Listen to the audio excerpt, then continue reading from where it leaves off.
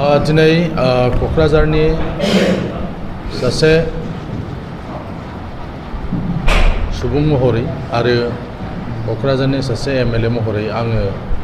आसामनि मानगोनां रायजो बेंगिरि आसामनि मानगोनां गिबि मन्थ्रि डक्टर हिमन्त बिश्व शर्मा आरो लोगोसे आसामनि सोलोंथाइ मन्थ्रि डक्टर रनज पेगु बिथांमोनखौ आं साबायखर बावदों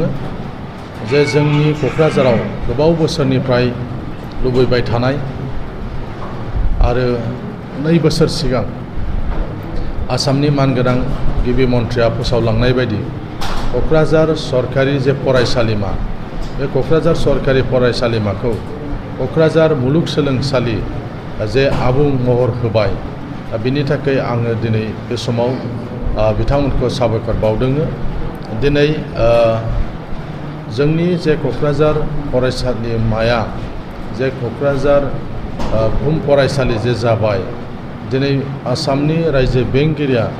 दा आसाम गेजेट मोनसे फोसावनानै बेखौ जे आयेनाव बारस्लायहोबाय बिनि थाखाय आङो बिथांखौ साबायखर बावदों। क'क्राझारा बिटिआरनि केपिटेल जानायलाय बिटिआर ओनसोलनि 9 जिल्लानिफ्राय फैनाय फरायसाफ्रा क'क्राझाराव थानाय बड'लेण्ड जे इउनिभार्सिटि बे इउनिभार्सिटियाव गोबां फरायसाफ्रानो मुं थिसननो थाखाय खाबु मोनामोन मानोना जोंनि बिटिआर हालामनि फरायसाजों लोगोसे क'क्राझारनि खाथियाव थानाय धुबुरी बङाइगाव